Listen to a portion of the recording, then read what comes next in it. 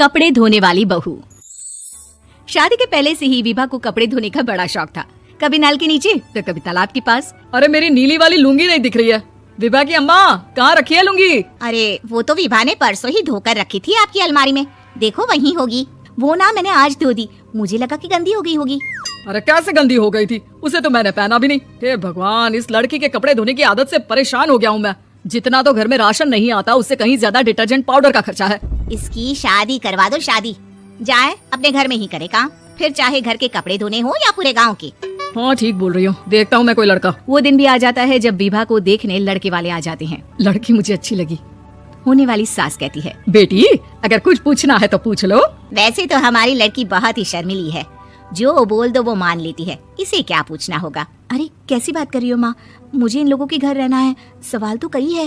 हाँ हाँ बेटा पूछ लो ना, क्या पूछना है।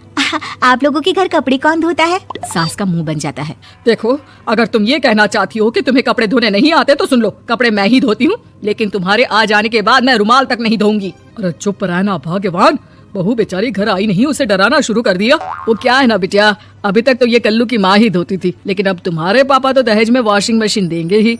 तभी विभा की माँ बोल पड़ती है, सवाल भी पूछा तो क्या। वैसे भाई साहब, मशीन की तो फिर भी कपड़े धोने की कैपेसिटी होती है, मतलब जो बिटिया दे रहे हैं ना विभा, इसे कपड़े धोने का बहुत शौक है। ये आप लोगों के क्या आस पड़ोस गांव मोहल्ले सबके कपड़े धो दे और उफ तक ना करे। बाहर देखा नहीं आपने कितने कपड़े सूख रहे हैं?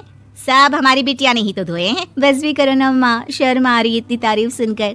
और तो और एक दाग निकाल कर दिखाओ तो मान जाओ। हाँ अच्छा माफ करना बेटा, मैंने गलत समझा, हमें तो रिश्ता बहुत पसंद है। और ऐसे जुड़ जाता है रिश्ता कपड़े धोने का शौक रखने वाली विभा का। उसकी शादी हो जाती है कोयला फैक्ट्री में काम करने वाले कल्लू के साथ। शादी के बाद अचानक विभा चिल्लाती हुई सास के पास आती है। सासू माँ, अरे सासू माँ कहाँ है आप?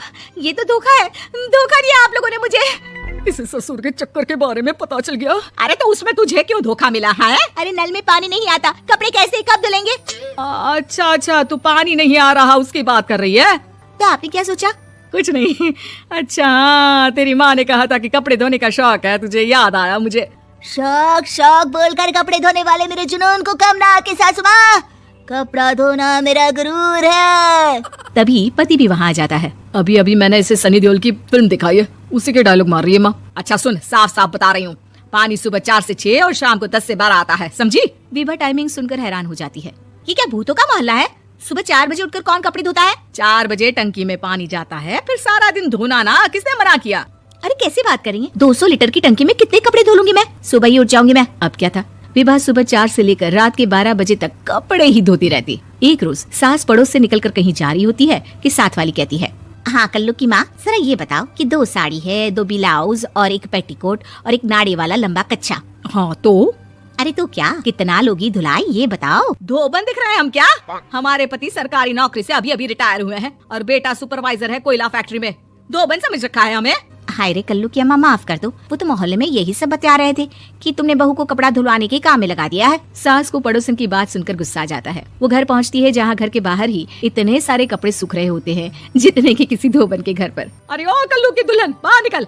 माँ जी यहीं आ जाओ, बाथरूम में चादर धो रहे हैं हम। अरे अभी हम धोते हैं, तुमको बाहर निकलो। ये आस पड़ोस वाले बोल रहे हैं कि हम बहू से कपड़े धुलवा कर उसे कपड़ा धोने वाली बना दिए हैं। अरे छोड़ो ना माँ जी, किन लोगों की बातों में आती हो? आस पास के लोगों का तो काम ही होता है कि वो किसी तरह सास बहू को लड़ा दे। बहू सारे घर के कपड़े धोती है, ये क्या कम है?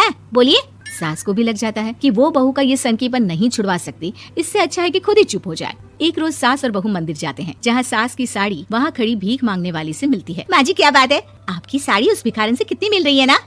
हाँ देखो तो दोनों की साड़ी मिल रही है। क्या बात है कल्लू की अम्मा, तुम खुद को तो अफसर की बीवी बताती हो और ऐसी सिंपल सी प्लेन साड़ी पहनकर घूमती हो। सिंपल और प्लेन नहीं है ये साड़ी। तो क्या सोने के धागे से फूल बने हैं? कुछ भी सासू माँ, कुछ भी। हाँ बने थे इस साड़ी में सोने के धागे से फूल। मेरे पति लेकर आए थे मद्रास से स्पेशली मेरे लिए 10,000 की। ताहे भाई साहब इस भिखारन के लिए भी सेम टू सेम साड़ी लेकर आए होंगे 10,000 की। सास उस वक्त कुछ नहीं कहती, लेकिन बहू के साथ घर आती है और अलमारी से एल्बम निकाल कर लाती है। ये साड़ी देख रही है, ये वही साड़ी है जिसे मैंने अभी पहना था। इस साड़ी में ये जो चमकदार फूल दिख रहे हैं ना, ये सोने के धागों से काटे गए हैं। लेकिन तू लोकल वॉशिंग मशीन ब्रश से घिस घिस कर सारे फूलों को निकाल कर साड़ी प्लेन कर दी।